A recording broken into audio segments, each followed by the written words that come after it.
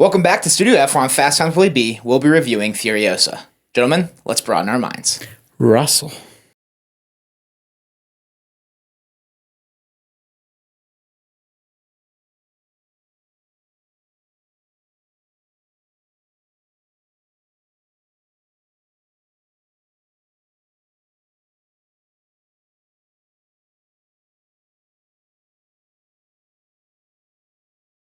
Welcome back to Fast Times Willy B. I'm Willy B. I got Kory back. Kory, how we doing? Good. Doing good. So today we'll be reviewing Furiosa, a Mad Max Saga story. Something of a saga. Something. But you and I both watched all of the Mad Max movies recently. Nah, not true. You watched them recently. Well, I watched them more recent, but you watched them like 2 months ago. 2 months ago? I watched them in late December. Oh. It was forever ago. That's almost 6 months. still pretty recent. Within the last 6 months. But we watched them all, and obviously anybody that's watched all these movies knows that it's a fun time, great movies. And today we're going to continue with the fifth installment, which is a prequel to the fourth movie. Yeah. Continuity is a weird thing in this franchise. It doesn't exist. Just straight up. We got a little bit here with Furiosa being a prequel to Fury Road. This is easily the most continuity-stricken movie he's made yet. Yeah. Obviously. It's the only thing that actually refers to continuity for the most part. For sure. So we got George Miller back in the director's chair, who's done all of these movies. Amongst them, also Happy Feet. Yeah. Weird flex. What a right there, what a filmography. But we have two stars in this film. Yeah. Anya Taylor-Joy, which I just heard in an interview, that's how you pronounce it. It's not Anya. What? It's Anya Taylor-Joy. That's really upsetting. And I don't like Chris Hemsworth. Are you sure it's not Chris Hemsworth? We'll have to figure that one out. But we're going to roll with Hemsworth for now. Hemsworth for now. But those are our two stars of the movie. We'll start with the good, and I think we can start with them. I think all of the Mad Max movies are well acted. This one, obviously, getting two of the bigger stars in Hollywood right now. I think it was Discussing Film just released a top 10 A-list Hollywood stars, and Taylor-Joy was on that list. For sure. But Chris Hemsworth was my standout for this movie. Hemsworth has got to be up there, and I would probably agree with that. I would definitely agree with that. Taylor-Joy was awesome, don't get me wrong. She was great in the lead role. I loved seeing her as a younger Furiosa. We get an even younger Furiosa, which I'll call her young Furiosa. But I loved seeing Taylor-Joy take on the role of Furiosa, but Hemsworth as this corrupt, slimy, sleazeball dictator killed it. Emphasis on dick and dictator. Yeah, but he killed it. Yeah. Not what I expected. He embodied the role, and it made you hate him. For sure. I definitely, I find it very refreshing because everybody, like every actor wants to do the villain thing where they get to, be the Joker or whatever, or sometimes they get to be the really aggressively mean guy. He kind of wasn't either of those. Sleazeball's like a really good way to put it. He's just kind of like, he's not like aggressive, but he's just kind of a scumbag. He's just a scumbag. Even somebody calls him scum like 15 minutes into the movie. Yeah. Like, you're scum. It's weird because he's definitely, the epitome of evil. He's trying to take over the entire wasteland, but he also has this charisma to him. That's what makes him a sleazeball. You're right. The fact that he is super charismatic, but for the wrong way, and uses it in the wrong way. I'm sure you saw the thing where Hemsworth said that he was like studying a bunch of dictators for this role, and I see now. I was expecting again the more evil, dark stuff, but after watching it, I very quickly realized it was like because a lot of dictators, they still had like really fanatical fans and things like Hitler had a lot of fanatical fans, and it's because a lot of them were just charismatic by chance anyway. Yeah. No, I think he did a great job in this villainous role. He was my standout in the movie, and a movie that overall was very well acted. Sure. He still stuck out. Yeah, I agree. So kudos to him. Speaking of acting, we start this movie, and Furiosa is a young little lady. A young lad. A young lassie. Yeah. And she gets taken after trying to, cut the gas lines on some of the bikes of Hemsworth. Dementis is his character. Dementis. Of his people's bikes. And The Dementors. Yeah. No, they're not called the Dementors. When they first said that, I was like, there's no way that's what they're called. And then I heard them say it again. I was like, oh, it's Dementus, okay? Yeah. I was like, there's no way that they're calling them the Dementors. But wouldn't it be funny if there's a whole clan where they were called the Dementors? And everyone's like... Yeah. And it's Furiosa, not Furiosa. But, not Furiosa. But, no, she gets caught, and this is where this movie starts, and it starts with young Furiosa, and then, we see it build up. It goes chapters, which is kind of cool. I liked how it went chapter by chapter. But in this first chapter, Elila Brown plays young Furiosa, and you leaned over to me and went, wow, they casted young Furiosa really well. Really well. And I was really well, I think. Dude, I know. And then we found out after the movie it was Elila Brown, and she was in Sting. And I didn't have a lot of nice things to say about Sting, but she was very, very good in Sting. And I was like, man, I'm glad she's getting more roles, especially in a movie like this. For sure. Yeah, she did great, and just in general, the look that she had, I thought it was like you would have thought it was a de-aged Anya Taylor-Joy. It's so upsetting. Getting used to that. Yeah. But it's great casting. I love it. Yeah. I thought she was a terrific Fear. I would borderline even say I enjoyed her performance as Furiosa a little more than Anya Taylor-Joy. She was very good. Neither of them were, but they were both very good. I really liked little Lassie Furiosa. Yeah. For some reason. So no, she was great, and we both were on the same wavelength immediately. When you leaned over, I was like, I have a feeling what I know he's going to say, because I was thinking the same thing. When she was reaching for the peach, I was like, that's insane. But no, Elila Brown was great. I thought a lot of the time when she was a kid, the movie, I overall loved this movie. But when she was a kid, I thought it was really, really interesting. Seeing her and her mom try to escape, and then she's locked in this cage, and she's not talking, and then she's used in a trade. Yeah. And just like how she became the Imperator in Fury Road was kind of cool to see it all play out from the start to the finish. It was an interesting choice to do what they did, because the average person like me or you probably would have went, well, prequel to Furiosa, or prequel to Mad Max Fury Road, where it's probably going to be a story about, that establishes her relationship with Immortan Joe and why she would hate him or whatever. And it's not that at all. No. It's which it only really just hit me how odd that is that they took that road. I'm glad they did, though. Yeah. Because it could have been a run-of-the-mill prequel, but it wasn't. No, I liked it a lot. I liked the origin story we got for Furiosa. I liked that they started with the young and went chapter by chapter. It was like the kidnapping was basically, I don't know the exact names of the chapters, but chapter 1 was basically her kidnapping. Chapter 2 was after the mom passed away, was killed. Chapter 3 was after the trade. Chapter 4, she's working with the guy that is currently the Imperator. I think he's called Prime Imperator. And then chapter 5 is basically vengeance. Beyond vengeance. That's the only one I remember. Getting back at Dementus. And I loved following along each of these chapters. I just thought it made it easier to follow almost, and it felt like a story. And I liked the story we got. We will get into it, but I didn't love that aspect of things.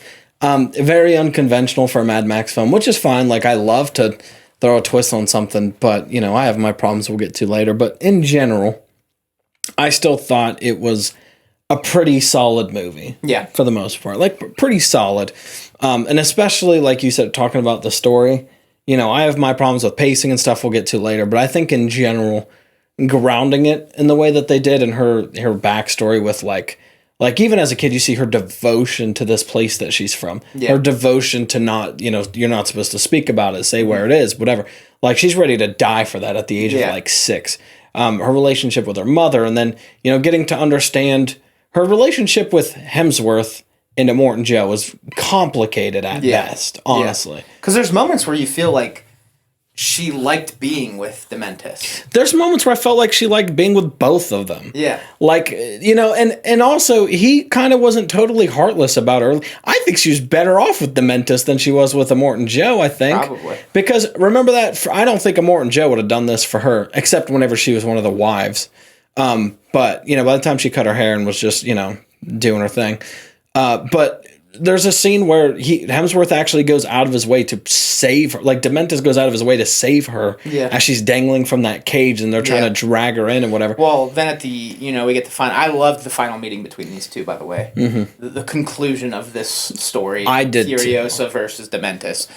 Because at first, Dementis doesn't realize who it is. He just thinks it's the girl that had her arm tapered up on his... monster truck earlier in the movie. And then after she steals the teddy bear and he goes, "Little D," you could tell like that there was some love there. For sure. Like that Dementis had a heart for Furiosa. I always got the feeling that he did, especially whenever he would say like, "This is my daughter." I think, obviously he was bullshitting, but I also think in a way he actually did like, because he talks about how he lost a family too. Yeah, I was going to say, we even got his backstory, which I think helped.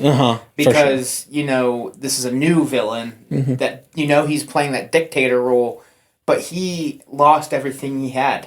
They weren't they could have been empathetic with, is that how you say that word? I feel like I'm saying that wrong.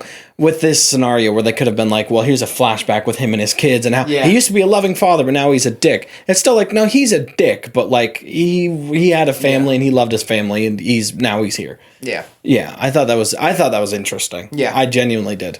No, I that final meeting was really good. And then I loved how it concluded too, because we see the gunshot and then we get a narrator and he's going over different ways that the story thought that was a cool idea. That was a cool idea. Could have gone, well, no, that wasn't the way it was actually done. He was the base of a tree, or I liked that. I liked that. Their final meeting, I think, the dialogue felt a little too long for me or something. Something about that scene just sent... I think it might have been even the editing. Like, it was just kind of cut weird. Okay. But I did love the resolution of that, with him being the basis of the tree where that seed came from. Yeah. I thought that was a terrific idea. Then she takes the peaches to the girls and starts the next movie. So good. That's basically where they go up into the truck. That's where Fury Road kicks off. I mean, it was like half a second. It didn't... This isn't like a huge issue, but I think I would have liked it a little bit more if it did just end with her walking in there with the wives, handing them the peaches, and then it just cuts right there. Because you can assume where it's going. But it's only like maybe an extra minute longer. It wasn't like, I thought they were going to drag it out. Like this is, and I was really about to be like, dude, we know where this is going. We know, but they didn't do it. When the guy was sitting at the top of the sand with the cruiser, was that Max? That was Mad Max. Okay. That's what I thought. That scene I also thought was like, it was kind of cool to be like, oh, okay, so this is running congruently with Mad Max. I thought this prequel would take place a good bit before Mad Max. It's like almost running at the same time as like minutes before Mad Max. Well, the third act really lines up with Fury Road starting. Yeah. And I thought that was interesting. That's what I mean. Like, we get from age 5 to Fury Road in this prequel, which I liked. Long. Yeah, I did too. Maybe age 5 is a little bit of a stretch. She was probably a little bit older than 5. She was probably like 8. Yeah. But still. I did like how it ran into Mad Max. This isn't a complaint. This isn't even Matt or bad. It's still probably good. It was just in general seeing seeing Max like that. Yeah. I thought that was like that felt very like, once I figured out where we were at in the timeline, I get why they showed that. But at first, when I first saw that, I was like, did they just shoehorn that in so that way we're reminded that Max is out there somewhere? But like, it lines up. It makes sense. It was fine. Continuing with the good, the action was really good. And I feel like in all 5 movies, that's something you're guaranteed. For sure. All 5 of these movies deliver on the action. I thought the action was pretty good. There were definitely moments where I was kind of getting like, I don't know, it was like the tension kind of lost me for a minute or two with some of the action. But for the most part, there's actually some of the best action in this, I thought. The really, really solid, like something that even sticks out to me, even though we've seen it 100 times. I will never get sick of dudes spraying silver on their mouth and saying, "Witness me," and doing some dumb shit that blows herself up. Yeah. I'll never get sick of it. Yeah. So I love that scene where, he's told to pick one of the boys out of the group, and he picks a dude and he just, "Shh, witness me," and just suicide bombs. Zip lines into a bomb. I thought that was so funny. I every time it happens, I will never get sick of that. Yeah. That witness me shit. The 2 action scenes that really stuck out to me is where we first get to see Furiosa in action. That's when she's hiding under the truck, and then She ends up being one of 2 people left after the battle between her and the Prime Imperator. That was a good scene. And then the other one, when her and the Prime Imperator go to the Bullet Farm, and they find out that it's been taken over by Dementis, and that whole action sequence I think is really good. The shot where we get in the flames coming through the gate, you see it in the trailer, and she's standing there and the flames are going around her. I thought that was a really good shot. Yeah. Where the truck is blowing through the silos of bullets, I thought that was a really good shot. Cinematography also helped. This might have been the best cinematography in all 5 movies, in my opinion. You might be right there, honestly. My favorite shot, I mean, it's probably just because it's super reminiscent of Dune, but it's whenever Furiosa looks like they said, like a spirit of vengeance or whatever the fuck they say, and she's wearing like she's wearing Dementis's whole cloak situation, and she's standing on top of like the sand dune, and I was like, it's probably just because I love Dune, but I'm like, man, that's a good shot. That was a great shot. One of the shots that really stuck out with me was when they discover the flares, and they shoot one off, and Dementis is in the middle of it, and he's just like smiling as the smoke spreads, and it like dyes his hair and his shirt red. That still might be my favorite shot, though. That was a really... we both looked at each other to be like, dude, that's a good shot. Yeah, that shot was really good. There was a lot of good shots. I thought the pull-out shots that showed all of the Citadel and all of the other 2 locations in the Wasteland were really good. One of my favorite shots is, it was whenever it did... There's a couple... It was a transition where we went from daylight to nighttime, and it was like, I think it was Furiosa maybe riding a dirt bike over top of a hill or something, but it was like a night sky shot where you just see shadows going up over a hill, and I thought it looked terrific. I thought it was amazing. This movie was really well shot, and I think all 5 movies have good cinematography, but this was probably the best. I'd probably agree with that. The cinematography was top-notch. Yeah. Oh, so you know what? It definitely had the best cinematography. Now that we're talking about it, definitely does. Yeah. Yeah. But yeah, I like this movie a lot. There's not much to complain about from me. I have one meh. I don't have anything in the bad. But is there anything else in the good you'd like to... I want to bring up Tom Hulkenberg. Okay. That's the composer. Okay. I think... Like, I know sometimes he gets kind of judged because he does a lot of Mad Max Fury, which, like, he does a lot of Mad Max style music, which is fair. That's, like, the thing he specializes in it. But regardless, it's still, like, especially when you're watching a Mad Max movie, it's so good. Yeah. Like, especially action scenes, music really... Sometimes music keeps an action scene more alive than you think. Yeah, for sure. And, like, definitely a lot of those big booms and the metallic sounds and the sounds of, the violins. Dun, dun, dun, dun, dun. Oh my God. It's so, I love Tom Hulkenberg. I love his score for like Zack Snyder's Justice League. I love Mad Max Fury Road. Like he's a great composer. He's so underrated. He used to go by Junkie XL. So if you ever see Junkie XL, he's Junkie XL. I think he just decided he doesn't want to be called Junkie XL as a professional composer who's worked with Hans Zimmer and plenty of other people. No, the score was great as well. For sure. I liked a lot about this movie.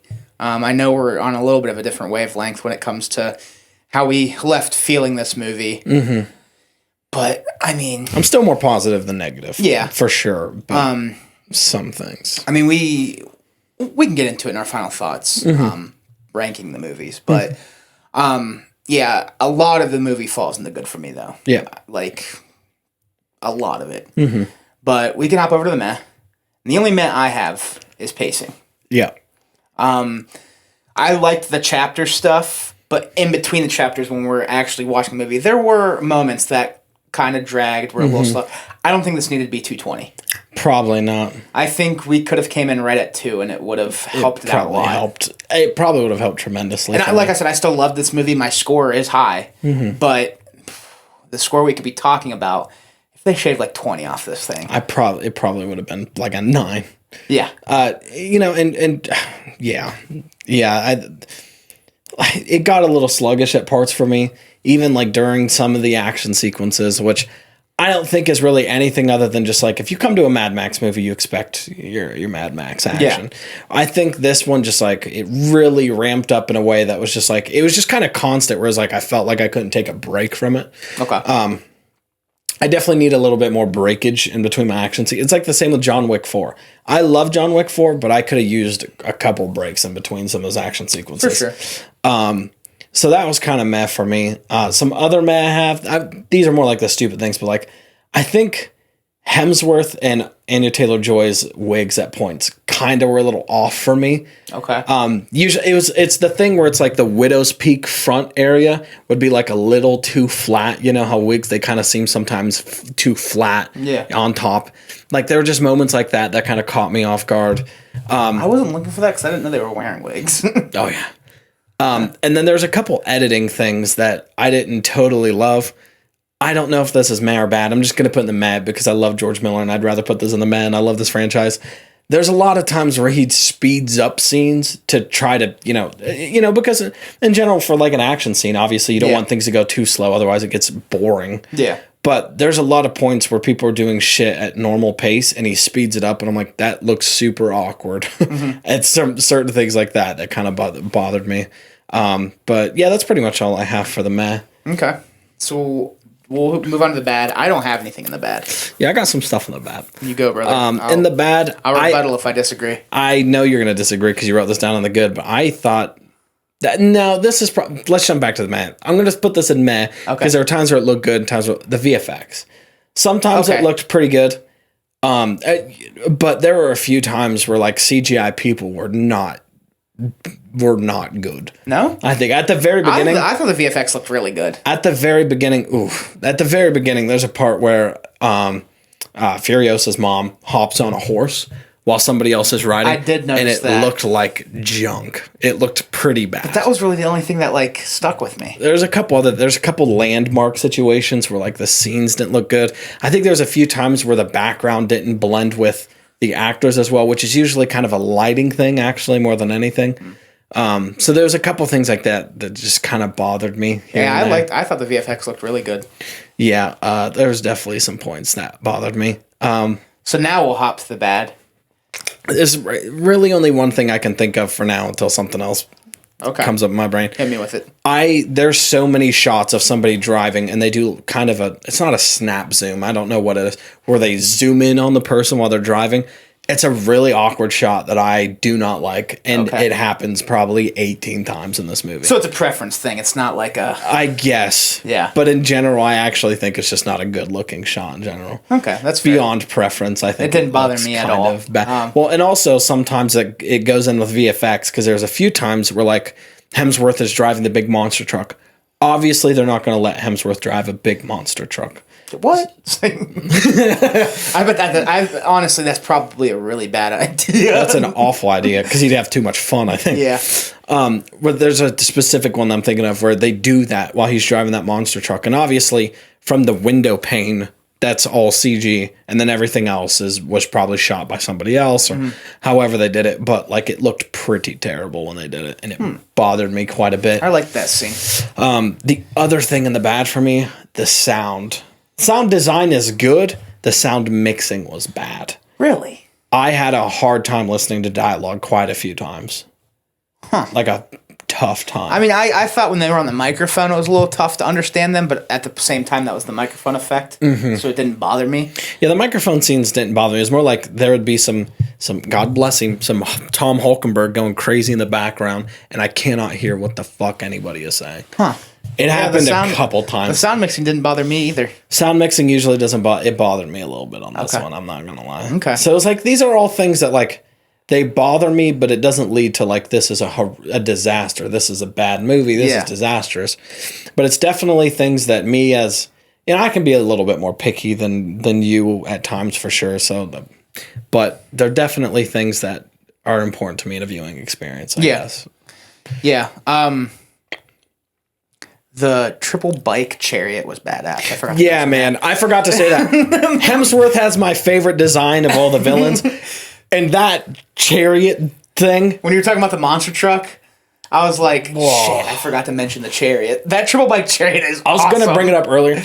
Dude, if they come out with an action figure or a statue or something of that, you bet your ass I'm getting that. That was sweet. That thing is amazing. And it looks like I'm pretty sure it's real. It looks like it works. Yeah. So I'm imagining it's probably remote controlled to some extent, or I don't know how the fuck they did that, but it was awesome. Yeah. I love that chariot thing. That was awesome. That's another thing I feel like we should bring up. The set design and stuff is very good in these movies. Yeah, you definitely get the feel of the post-apocalyptic situation. Yeah. The cars are all dope as shit, and even if they're not dope as shit, they're dope because they're in this crappy world and they're perfectly fitting. You know, you get a rust bucket, but it's got spikes coming out the back or whatever the hell. We'll hop over to our final thoughts and ratings, and with final thoughts, we can talk about the set design was good. The costume and makeup for the most part. I know you had a little gripe with the hair, but like the look of Immortan Joe, the look of Dementis, the look of all of the followers of both of these dictators. I thought, the set design and the costume design and all that was done really, really well. I think so too. I think in general the look of this universe is very set in stone, and it's a very good look. Yeah. It's iconic, obviously. So obviously it's good. Yeah. It wouldn't be good if it was iconic, and it wouldn't be iconic if it wasn't good. Exactly. So, but what do you want to leave off with Furiosa, and what do you give it out of 10? I mean, in general, I think my expectations were pretty high. So whenever we were in the theater, you probably thought I hated it more than I did. It was just like those things were really gnawing at the back of my skull. Okay. But I think together as a project, not everything in that movie holds up for me. Again, the pacing really broke things up for me. I think there should have been some time shaved off. And nothing to do with the little Furiosa stuff. I actually liked all that stuff. I was into it. It was just a movie where I would get drawn in and then kind of, slowly kind of fall back, and I'd get pulled in. It was like a roller coaster of whiplash effect. But overall, I think everybody did a great job working on this film. I think it's still amazing. I'd still watch fucking 10 of these Mad Max movies. There's still a lot to be said. I hope George Miller isn't done. Yeah. I'm going to leave it off as a 7 instead of a 6. It's going up. I don't think it's not going to get any higher than that. Yeah. I think it's still the weakest in the franchise for me personally. But all in all, I still liked it. Yeah. I still liked it a lot. For me, I'm going to land on an 8.5.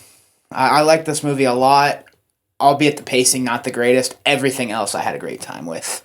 There was a moment where I was looking at you because I didn't know if you were asleep or not. Mm-hmm. And you look and you're like, what? Are you getting bored? I was like, no, I'm loving this movie. I just thought you were asleep. That's why I was looking at you. I was getting pretty tired. I was fighting a few times. No, I was not bored. I had a great time. That's another thing I wanted to say. I'm sorry, I don't mean to cut you off. No, you're good. I've been tired today. I'm not sure what it is. My allergies have been bad lately. That usually makes me tired. I think that may have actually affected my viewing experience a little bit. So that could be a factor. Yeah. Well, so I feel better about it now when I'm less tired. It's a good thing we did the 1:30 showing and not the 10 a.m. showing. But correct. That would have sucked. No, I liked this movie a lot. I had a lot of fun with it, and I thought it was just plain out badass. Mm-hmm. Do you want to rank the 5 movies? Yeah. All right. I want to rank the 5 movies. How do you rank the Mad Max movies after seeing Furiosa? It's hard. Go 5 to 1. Really? 5 to 1? Yeah. Okay. So usually I have a hard time ranking this franchise because really they're all so close. They're all pretty much really close. You know, like Thunderdome and Furiosa kind of, but all in all. Yeah. And even Thunderdome and Furiosa, any day those two could switch, actually. Yeah. Right now, I don't know. I like them all. I'm going to say probably Furiosa, then Thunderdome. Okay. And then I'm probably going to say Mad Max Fury Road right there. Then I'm going to go the original. Okay. And then Road Warrior, then the original. Okay. Because even though it's strange, even though I love this franchise for its post-apocalyptic like strangeness, that initial movie, it's a classic, a classic for sure. Like I said, I still love this franchise. Yeah. For me, 5's Thunderdome, and I still really enjoy Thunderdome. Mm-hmm. And then 4 through 1 are all like the same score, but it's just preference at that point. 4, I would go Fury Road. 3, I'm going Furiosa. Mm-hmm.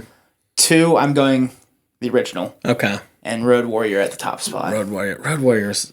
I remember talking to you after watching Road Warrior. I was like, dude, I loved 2.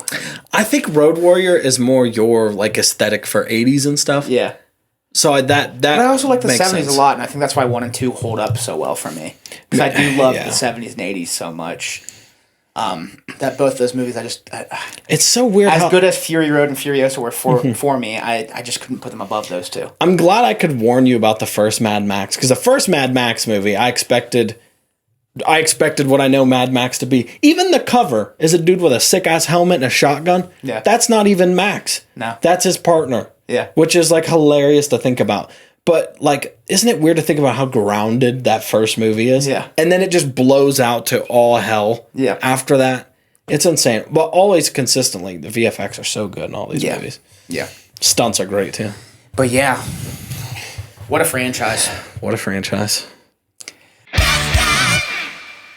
That'll do it for Furiosa. Kory, thank you, my man, for coming on and watching the movie with me. Always. Thank you all for watching this video. If you like what you're watching, please check out some of these other videos. Hit the subscribe button or follow the social links down below. We always appreciate you for watching, and we will talk to you all soon. Peace.